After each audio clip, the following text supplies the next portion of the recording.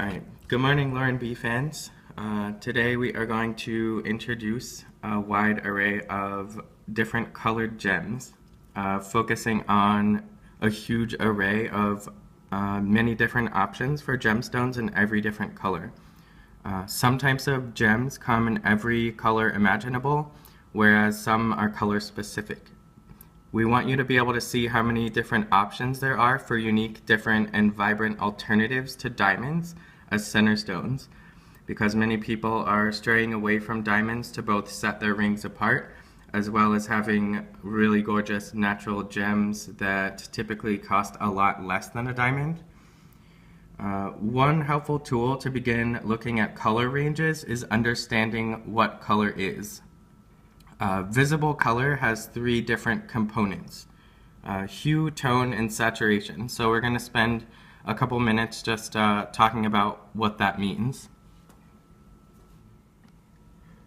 Alright, so going back to the three different parts of color that make color visible to the human eye, we have hue, tone, and saturation. So hue is the basic recognizable color that you see. So you can see red, or you can see blue or green. That's the general color or hue. And there's many different ranges for each color, and hue essentially comes in every single visible color to the human eye. Here's an example of just some of the very different color ranges, which can have mixtures of other hues and modifying tones. So you can have a pure blue stone, or you can have a stone that has a little bit of greenish undertone, or a stone that has a little bit of violet in the blue. So that's hue. Then we have tone. So each different hue that you see can have a different degree of lightness or darkness of a color, all the way from completely colorless to completely black. Naturally, really, really dark tone stone is going to make it much harder to see the color, whereas thinking about a blue stone, for instance, if it's very light, it will be almost colorless looking, so you almost can't see the blue. So if you can imagine a sapphire that's blue can be very, very dark, which means you wouldn't almost see the blue because it can be almost black. And if it's very, very light, it would be almost white, and you wouldn't necessarily be able to see the blue either. So a nice like medium dark or medium light toned stone is going to have the most visible bluest color. The next part is saturation, which this isn't the best example, but you can have saturation is the strength or intensity of a basic hue. So ranging, for instance, a red stone can have like a brownish undertone, and a blue stone might have a grayish version, and that can affect how bright or vibrant the color is. So looking at the scale, the highest saturation is going to be the most vivid color and have the least amount of reddish or grayish undertone. And for any gem, the most vibrant or highest saturation and strength and intensity of the color is going to make that stone look more beautiful. So all of these factors are really important in perceiving color. Most gems that are not a pure version of a primary color have another color underlying that sometimes you can see. So as I was saying before, you can have a blue stone that has a greenish or more violet component And this color description can contain more than one color, with the modifying color described before the dominant one, which we'll go more into in a later episode. So that's sort of your basic rundown of the different parts of color, which again are hue, tone, and saturation. So we're going to look at some examples.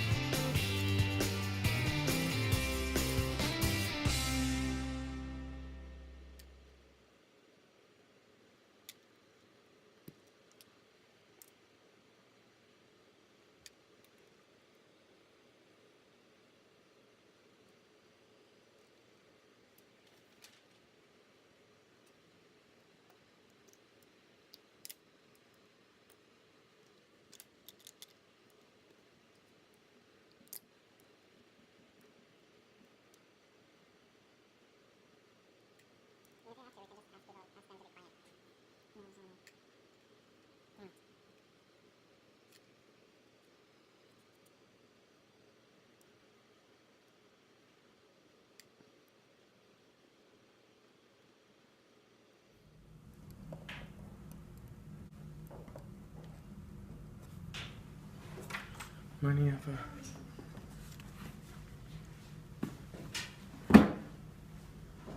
Alright, we're not done with that part though.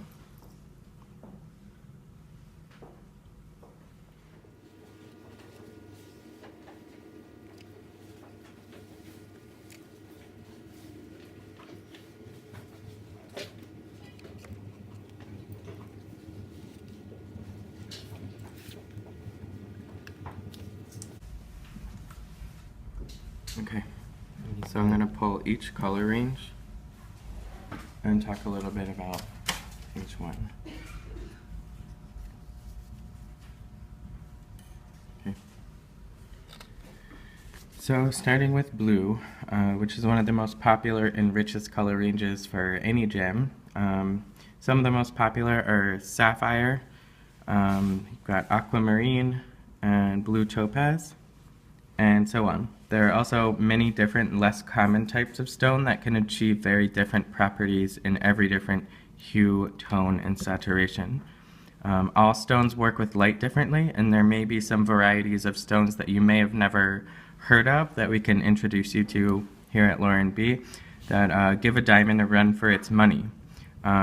Zircon is a personal favorite of mine because it's super, super rich and vibrant in color. It has a very high luster, and it's extremely, extremely brilliant, if you can see that. So some other examples are tourmaline, spinel, and tanzanite, and so on. So any of these stones that you're seeing today, feel free to ask us about, and in a later episode we're going to go through different types of stones more specifically. So here we have a really, really good range of color. We have a nice medium blue, super vibrant color sapphire. You have a tanzanite, which, like I was saying before, has a modifying color. So it's bluish, but it has a very violet undertone. So it has that sort of violetish color. Then you have a zircon, which is a nice slightly greenish blue color, but still pretty pure blue, and it has that nice fire to it. You have a blue topaz, which most of you are pretty familiar with, and then you have aquamarine, which are going to be a little bit greenish, but a very, very light blue color, which some of you may like. So next we have our other super popular color. Red is pretty much the rarest color for any and every different type of gem. The reason for that is the presence of chromium, which is pretty rare in gems, especially in gems that are a pure red color. So very few types of those can reach that hue and tone and saturation. Ruby and spinel are basically the only species of gem that can attain the purest, most vibrant red. And usually the cost reflects that. There aren't really varying degrees of red. If it falls outside of a very vibrant pure red color, it becomes pink or has a lot of orange or other colors in it. It becomes a different color and you cannot call it red. So this stone, for instance, which is a garnet, this is not actually red. This is a more orangey pink color. But here we have an example of a ruby, which is a fine unheated star ruby. It has a little bit of a pinkish undertone, but it's pretty indicative of what the color of a ruby should be. We have a Malaya garnet, which is typically a more orangey color, and then we have two different types of garnets, which are probably the more common color that you may be familiar with, and they are a little bit brownish and a little bit darker in tone, so it's hard to find bright ones, but we are pretty good at that here. So here's some examples of some red stones. So the next color, my personal favorite, obviously green, is it can vary greatly as well, and there are many different types of gems that most people have not heard of, and some that you may have that you would be surprised to actually come in a green color. The most famous, of course, being that pure green Colombian emerald, which usually has a little bit of a blue undertone. This one's pretty pure green, really nice Colombian stone. Then we have a Tsavorite garnet, one of my personal favorites because it has a super high luster and that nice grass green, a little bit yellowish color. You might be surprised to know that sapphires come in green. This is a good example of a little bit lighter grayish green color. You've heard of peridot, a little bit yellowish, but a very vibrant color. This is, you can call it green amethyst, but its name is chrysolite, and it has a very light saturation. So this is a good example of many different varying colors of green, just to show you. Most people, when they think of yellow gems, go straight to yellow diamonds, which are beautiful stones, but naturally they are quite costly. But there are many stones that can absolutely compete with the beauty of a yellow diamond. Yellow is often caused by nitrogen, and there are many different degrees of yellow to suit your taste. So a few examples that you may or may not be familiar with. This is a sapphire. Sapphire and yellow is a good example. Can come in absolutely every color that the human eye can see. So you can have a more orangey yellow. This is a very light, slightly orange yellow stone. This you may not be familiar with. This is called a chrysoberyl, and it has a slightly greenish yellow medium tone of saturation. This is citrine, which most people have heard of. Much less expensive stone as compared to especially diamond or sapphire. We'll touch more on different types of stones later, but here's some examples of yellow. Orange is one of the brightest and often most saturated colors, and it can make a really spectacular eye-catching ring. sapphire, precious topaz. This is a spessartite garnet, super bright color. This is a pretty rare color for even this stone. Then you might be surprised to learn that this is an opal. It's a Mexican fire opal, and they come in this very particular color range.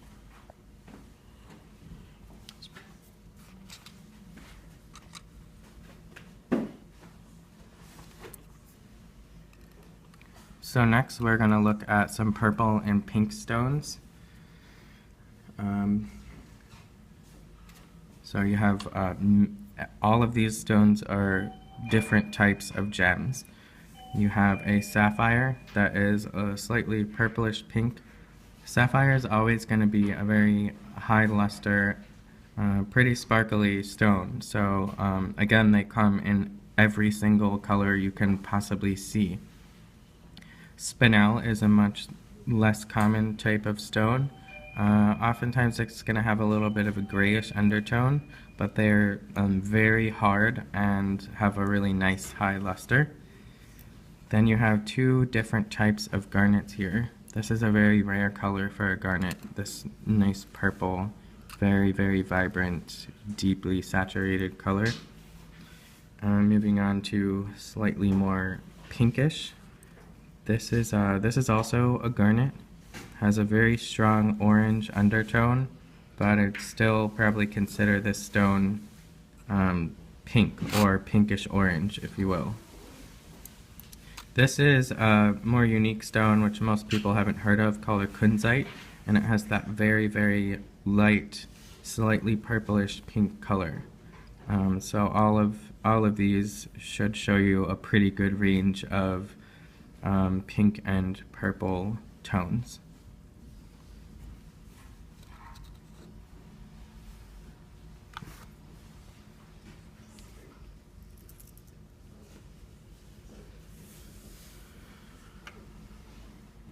Alright, so our next category is some of the more rare and very, very unique stones.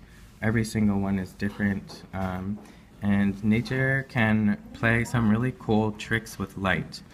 Some of these stones you probably haven't heard of, but we at Lauren B would be happy to show you some really, really unique stones that do really cool things with light. So the first one, unfortunately, my pen light died, but I'm going to show you a stone that is color change.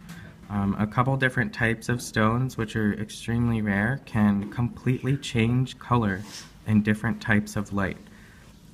So here you have a color change garnet from, I believe, Madagascar, which, as you can see it now, is kind of a bluish green color.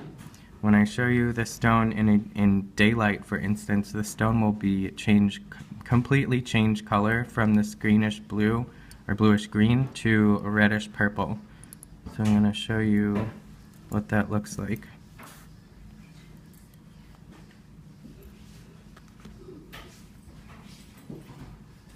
So you should be able to see that slightly greenish blue color.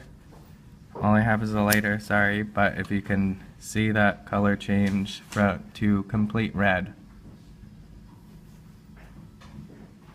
You get a little bit of both in there from two different types of light. So really, really cool. So the next type of phenomenal gem, which displays asterism, which is also known as a star, is when many thousands of tiny little rutile needles exist within a ruby, for instance. Many different types of gems can be a star. So you can sort of see this 6-point star.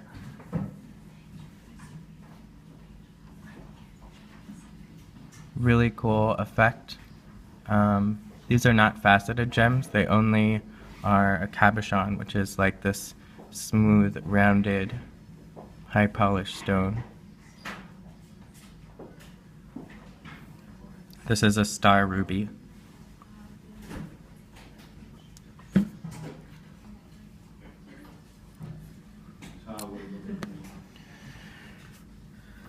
So our next type of gem, which I don't need to pick up, is a cat's eye chrysoberyl. This stone displays what's called chatoyancy, which is similar to a star, but how the needles in this stone are arranged allow for what's called a cat's eye, which is this cool effect that moves across the stone and should be a sharp line. It only happens in a few different types of stones. The most well-known and rarest that displays this is a chrysoberyl, and this is a really beautiful example of that type of stone.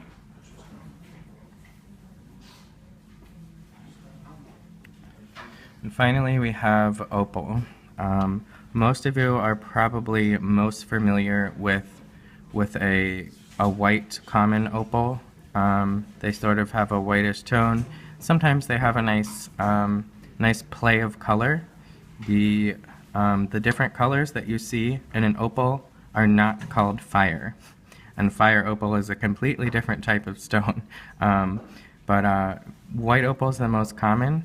The rarest and most valuable is a black opal. They specifically come from Australia and a few different places. This is a pretty nice example, but if you can sort of see that really nice play of color, the stone actually has a grayish or blackish background. It's not white. So the black opals are going to have the most vibrant play of colors that you see. Really cool stone, one of my favorites. So all of these different types of gems do completely different things, and there are many different reasons for that, all of which we would be happy to explain to you.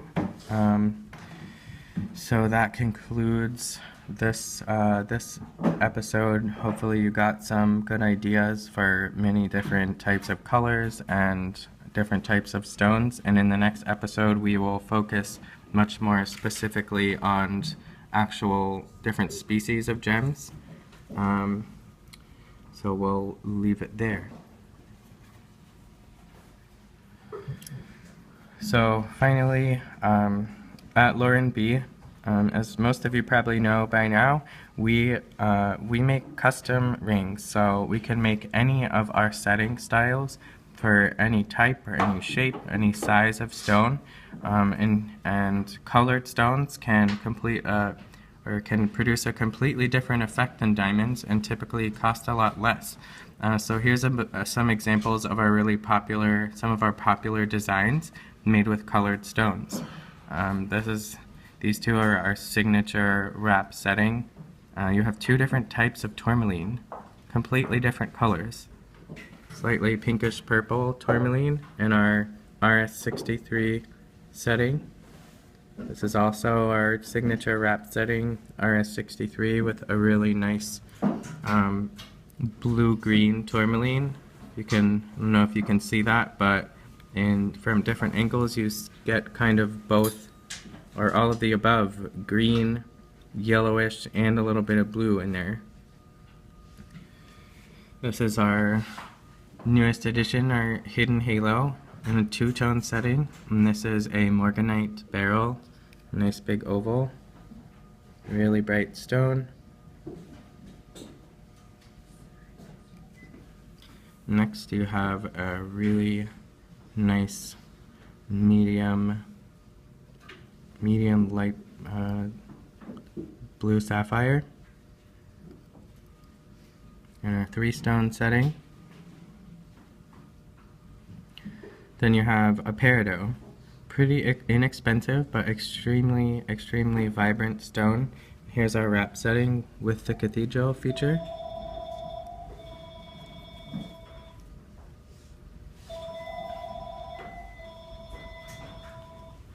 So moving on to a nice array of halos here.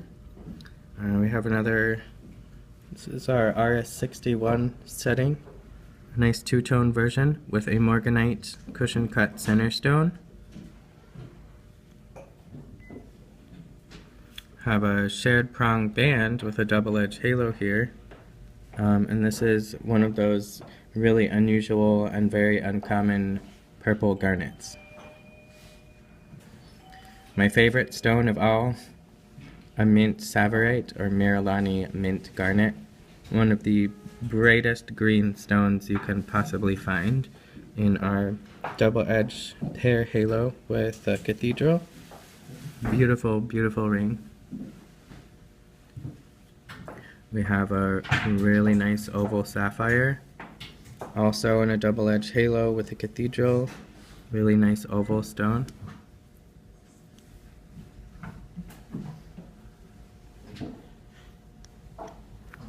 And a nice yellow option. This is a citrine, also in a two-tone classic halo. The halo is yellow gold to kind of highlight that nice yellow color against a white band, which looks really nice and really projects that color. So all of these are some really nice examples of how to really highlight color in a gem and have a ring that's a little bit less traditional, but still stylistically is beautiful for an engagement ring or a right hand ring. Just to give many different options, we can show you any different color or any type of stone that you can possibly imagine and build a custom setting for it. So hopefully you got a good feel for how many different options there are. Over 400 different species of gemstones in the world, and that would be, you have to edit that part out. So thanks for watching.